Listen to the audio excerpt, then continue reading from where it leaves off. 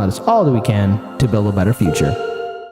Well, something that I have been known to complain about is that while the Democratic Party seems to have a lot of infighting and trying to put each other down, the Republican Party has always been able to, join forces regardless of what it is they actually believe in order to pursue their own agenda. And as we've seen recently, that is starting to change a little bit. The Democratic Party is becoming more and more lockstepped together, and the Republican Party seems to be fracturing a little bit, even though a lot of them are still standing very firmly behind Trump, which will never make sense to me because, like, he is actively making things more difficult for them. But he is starting to once again slam Mitch McConnell in the press and everywhere else, which is I enjoy that, because anything that makes Mitch McConnell upset makes me pleased generally. But I do think it's interesting that Trump is slamming McConnell because McConnell is not supporting the candidates that Trump wants him to support. So here's one from the story from The Hill. He criticized Senate Minority Leader Mitch McConnell on Monday for supporting funds for Grand Ole Party Senator Lisa Murkowski's re-election campaign against a fellow Republican, rather than directing the money to Arizona State Senate candidate Blake Masters against a Democrat. So he calls him the old broken crow, is authorizing $9 million to be sent to beat a great Republican, Kelly, instead of $9 million that could be used for Blake Masters and other Republicans with this money that would beat their Democrat opponent. So he's trying to get Kelly Tshibaka, sorry. How do I say that? Anyway, he's trying to get her reelected. And she's going to be going against Murkowski, but McConnell is fighting for Murkowski to be reelected, and she's a little bit more moderate than some of her fellow Republicans. And Kelly Tshibaka is very much a Trump supporter. He's been supporting her. He wants her to win. So that's interesting to me, that McConnell is purposefully sort of skirting some of the candidates that Trump wants to win, which, because a lot of the other Republicans are still so firmly behind Trump, that does seem to be something that he's doing on purpose, that he could be using the money to support the people that Trump wants to win, but he's not. He's supporting the people that maybe it's the people he thinks he can control a little bit more. Maybe there is something else going on there, because I wouldn't be surprised by that McConnell's like, well, I don't know that I have he certainly doesn't have the charisma to, to get the people who are mostly on Trump's side in order to do anything that they don't want to do, or that he's not going to want them to do. But I do think it's very interesting that, once again, whenever Trump bashes McConnell's just like, I don't have anything to say about that.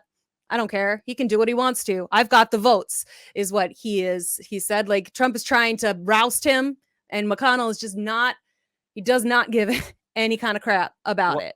Well, I guess Turtle Boy Mitch McConnell's doing everything he can to really maintain his power, and more importantly, show that maybe he's not someone to be pushed around. But I do find this hilarious in a way, because now you have Trump going after the remnants of the old guard of the GOP. Now, Trump, during the 2016 primary, whether you like him or not, you can't deny it, he destroyed every single one of his opponents through insults, childish kindergarten name calling, but it worked for him. And here's something that should keep the back of your hair is always stiff. But he didn't need super delegates.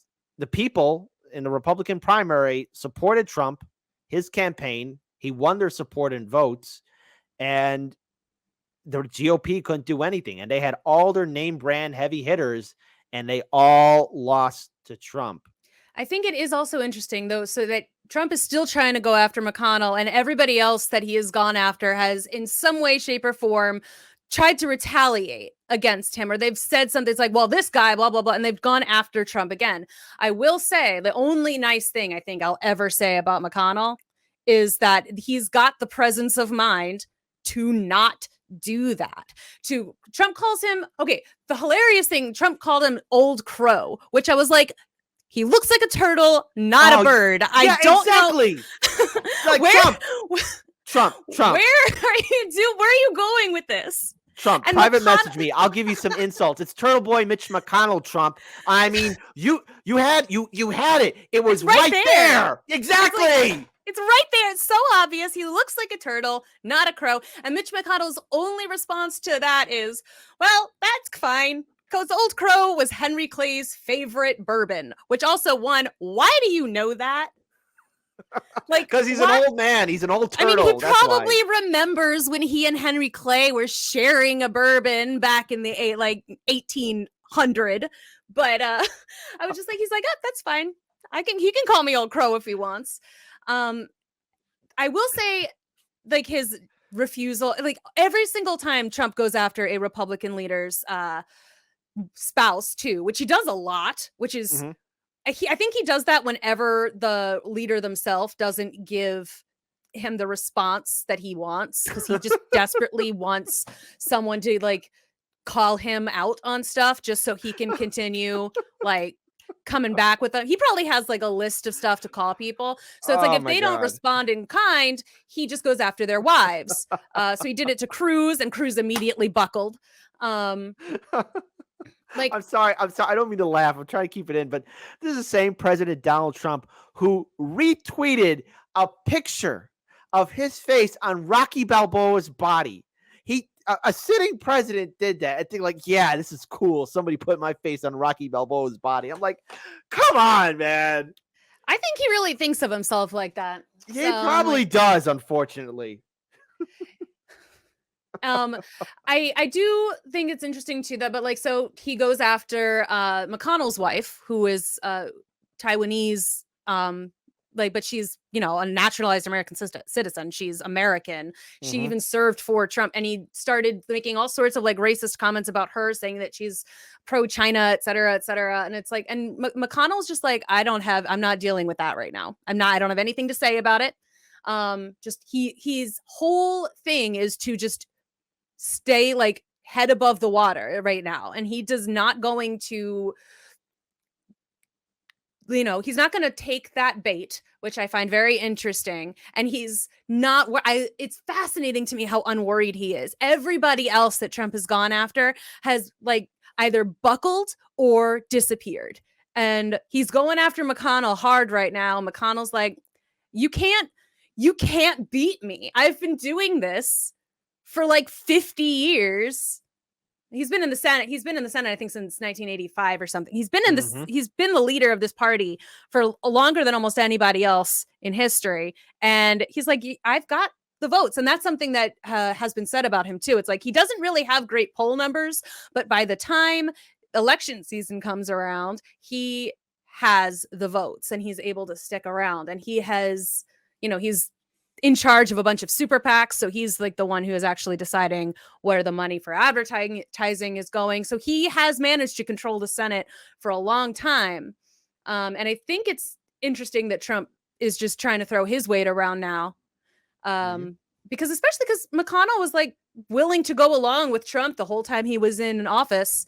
But now that Trump's not in office anymore, McConnell's like, but I'm still here. That is true. And maybe this is a way McConnell can defeat Trump, or either that outmaneuver him, not give Trump what he wants. And that is a chance to destroy him. But we'll see how this plays. Turtle Boy versus the Orange Cheeto. But yep, both of them are bad. But go ahead. I was just going to say, yeah, neither is a good outcome for America. But, no, it isn't. And the thing is, Trump still has this ongoing case in Mar-a-Lago. And, we'll see how that plays out, too, in the long run. I was sort of going to bring up a little bit about that as well, because he's going against McConnell hardcore right now. And he's always going after anyone who even hints at saying something mean about him.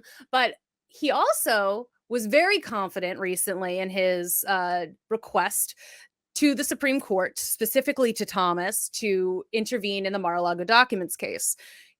he was apparently, I remember reading about it, that he was thrilled that Clarence Thomas was going to be the one who got to decide about his petition. But the Supreme Court rejected the request from Donald Trump to allow a special master to review the documents. And the ruling came in an unsigned one-sentence order that says the application for the stay of mandate presented to the Chief Justice and him referred to the court is denied. Let me go ahead and pull it up for our viewers just so they could see it before we end this segment. I just want to make sure everyone can see this. Just one sentence. No. That's a no bueno, Trump. It's a no bueno. We will not. And from everything that I have managed to find about it, it's also at the bottom of the original article. Trump, because I think that they just sent that's a different one. Oh, oops. Okay, hold on. It's at the bottom. You have to go to the bottom of the. That's my bad for. Oh, for the New York Times article. So yeah. So back into the SCOTUS blog. Right. And then if you just go to the end. Oh, wait, is this the Supreme Court blog? You mean, or yeah. If you go all the way to the end of it. Okay, let me go all the way there. It just okay. So it says Supreme Court it denies it, and then Trump Donald J versus United States. The application to vacate this day entered in the United States Supreme Court of Appeals is denied.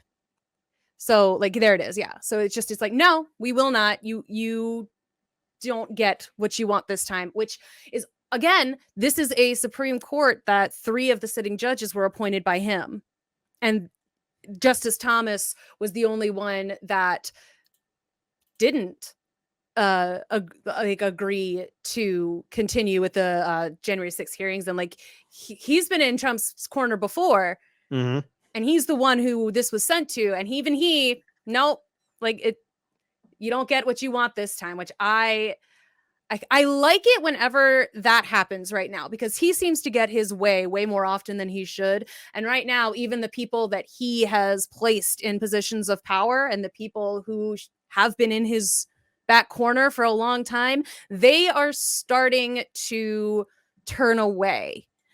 He still has quite a lot of powerful people backing him up in a way that, again, I don't know. Clearly they can't control him. For a long time, I thought that they just thought maybe they could control him or manipulate him, but he just is too all over the place to make that actually happen. But I always like to see it when it's like, oh, I thought that this was sort of more of a monolith, but it's not. And that's always encouraging when something that you thought was so strong, especially, well, as long as that thing is, if you know, it's not what you want. So I've always been a little bit wary of what I thought was the monolith of the Republican Party.